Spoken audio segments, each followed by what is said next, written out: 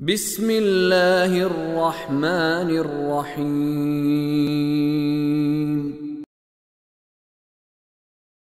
وقرن فی بیوتکن ولا تبرجن تبرج الجاہلیت الأولى وأقمن الصلاة وآتین الزکاة واطعن اللہ ورسولہ انما يريد اللہ لیذہب عنکم الرجس اہل البیت ویطہرکم تطہیرا واذکرن ما یتلی فی بیوتکن من آیات اللہ والحکمہ ان اللہ کان لطیفا خبیرا ان المسلمین والمسلمات والمؤمنین والمؤمنات والقانتین والقانتات والصادقین والصادقات والصابرین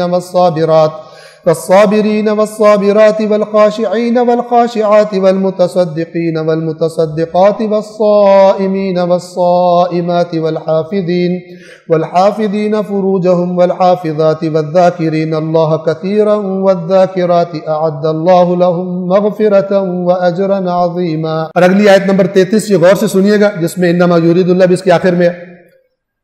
اور اپنے گھروں میں ٹک کر بیٹھی رہو، کرنا قرار سے، باہر نہ نکلو۔ اور یہ وہ آیت ہے جس کو یاد کر کے حضرت عائشہ رویا کرتی تھی کہ میں کیوں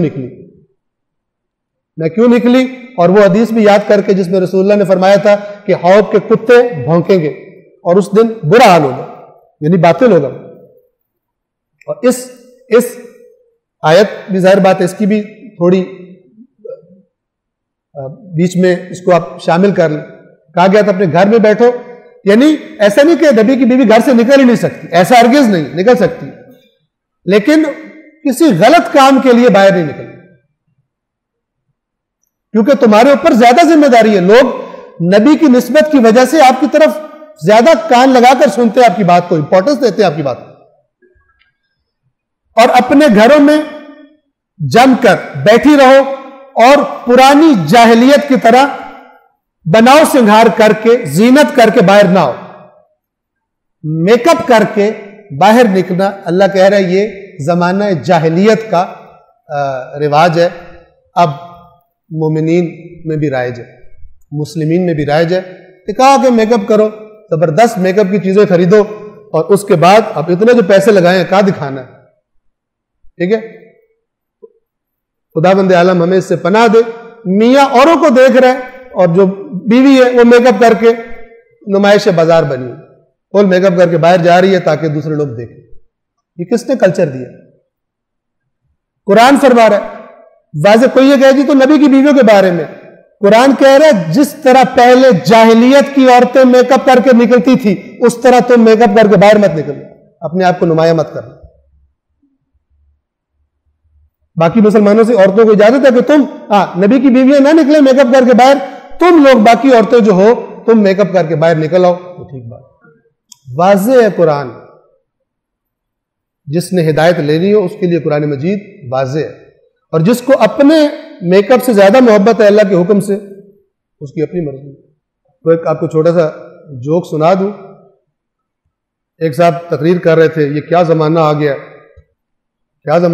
کہ جناب عورتیں میک اپ کرتی ہیں اور باہر نامحرموں کے سامنے چلی جاتی ہیں اور فلان کرتی ہیں، یہ کرتی ہیں، وہ کرتی ہیں۔ تو ایک بندہ کھڑا ہو گیا اور اس نے کہا کہ ہمیں آپ بڑی سمجھا رہے ہو، آپ کی بیگم بھی تو کرتی ہے میک اپ۔ اس نے کہا اس کو جچتا بھی تو ہے، اگر کرتی ہے تو اس کو اچھا بھی تو لگتا ہے، بہت پیاری لگتی ہے ماشاءاللہ۔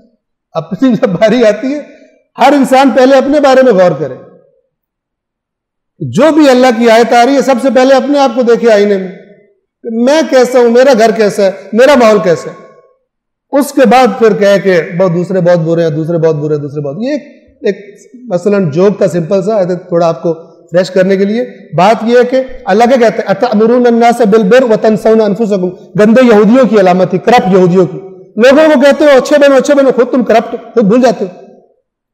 سب سے پہلے مثلا کیا ہے کہ انسان اپنی طرف دیکھے اور اس کے بعد وہ پھر دوسروں کو کہے کہ ہاں بھائی تم اس بات پر عمل کرو۔ اور اپنے گھروں میں جم کر بیٹھی رہو اور پرانی قدیم جاہلیت کی طرح اپنے آپ کو نمایاں کرتی نہ پھرو۔ یہ تبرج کا لفظ ہے، تبرج الجاہلیت، تبرج یعنی میک اپ، جو لوگوں کو دکھانے کے لیے کیا جاتا ہے کہ لوگ اٹریکٹ ہو میری طرف، وہ کر کے باہر نہ نکلو۔ نماز قائم کرو اور زکوٰۃ ادا کرو اور اللہ اور اس کے رسول کی اطاعت کرو. یہاں سے عربی زبان میں جس کو ضمیر کہتے ہیں، یہاں تک صرف عورتوں سے مخصوص ضمیریں چل رہی تھی. یہاں پر ضمیر جسے پروناؤن کہا جاتا ہے وہ چینج ہو جاتا ہے. یہاں پہ کیا، اس سے پہلے کیا تھا؟ کرنا، بیوتکننا، تبرجنا، یہ ساری عورتوں کے لیے، اس میں مرد شامل نہیں ہے. لیکن یہاں پر چینج ہو جاتا ہے اور مردوں والی ضمیر جس میں مرد آ رہے ہیں بیچ میں، وہ ضمیر آ جاتی ہے. اور وہاں پہ اللہ فرماتا ہے کہ اللہ کا ارادہ تو صرف یہ ہے کہ ہر طرح کی ناپاکی کو اے اہل بیت آپ سے دور رکھے اور آپ کو ایسے پاکیزہ رکھے جیسا پاکیزہ رکھنے کا حق ہے. اس آیت کے بارے میں سن لیں کہ خود یہ آیت بھی اور شیعہ سنی کتب کی جو روایات ہیں وہ بتاتی ہیں، جن میں سے مشہور و معروف ترین روایات وہ حضرت عائشہ سے بھی ہیں اور حضرت ام سلمہ سے بھی ہیں کہ جو حدیث قصہ کو نقل کرتی ہیں اور فرماتی ہیں کہ جب رسول اللہ نے اپنے ساتھ حضرت علی کو، حضرت فاطمہ کو، حضرت حسین کو، حضرت حسن کو، ان کو جب اس چادر میں لے لیا تو میں نے سوال کیا کہ اس چادر والوں میں میں شامل ہوں، تو اللہ کے نبی نے فرمایا کہ انکی علی خیر، آپ بھی خیر پر ہیں. مراد یہ تھی کہ آپ ان ہستیوں میں شامل نہیں. تو یہ ایک خصوصی درجہ ہے کہ جس کے بارے میں ظاہر بات ہے آپ نے بہت ساری باتیں علماء سے سنی بھی ہیں اور مزید سنتے بھی رہیں گے. اس آیت میں لب و لہجہ، اس حصے میں لب و لہجہ چینج ہو گیا ہے اور باقی سارے دلائل کو اور قرائن کو سامنے رکھتے ہوئے اس سے مراد وہی ہستی ہیں کہ جن کو ہم پنجتن پاک سے یاد کرتے ہیں. اور اللہ نے چونکہ یہاں پر فرمایا کہ تم سے ہر طرح کی خرابی کو، نجاست کو دور رکھے، یہاں نجاست سے مراد کیا ہے؟ یاد رکھیے رسول اللہ پر لوگ جانوروں کی غلاظت آ کر ڈال دیتے تھے. توجہ فرما رہے ہیں؟ تو ایسا نہیں ہے کہ وہ غلاظت رسول اللہ کو ٹچ ہی نہیں کرتی تھی، ٹچ کرتی تھی. مراد وہ نہیں ہے. کیا مراد ہے؟ اصل باطنی، جس کو غلطی، جس کو گناہ، جس کو خطا کہا جاتا ہے. اور ویسے بھی تاریخ بتاتی ہے کہ باقیوں نے خطائیں کی، جنہوں نے خطائیں نہیں کی وہ یہی ہستی ہیں اور لہٰذا اس آیت کا مصداق، حقیقی مصداق وہی ہستیاں قرار پاتے ہیں. اور اس حصے کے بعد واپس وہ جو پروناؤن ہے، ضمیر ہے، وہ چینج ہو رہا ہے، صرف عورتوں والا بن رہا ہے. یہ خاص کرینہ ہے کہ وہاں پر بات کچھ اور ہے اور آگے پیچھے بات کچھ اور ہے. پھر وہ یہ وذکرنا، اور اے نبی کی بیویوں تم یاد کرو، اس میں مرد شامل نہیں ہے. اور اللہ کی ان آیات اور اس حکمت کی باتوں کو یاد رکھو، یعنی مت بھولو، جن کی تمہارے گھروں میں تلاوت ہوتی ہے. اللہ یقیناً بڑا باریک بین ہے، وہ چھوٹی چھوٹی باتوں کو بھی جانتا ہے اور وہ خوب باخبر ہے.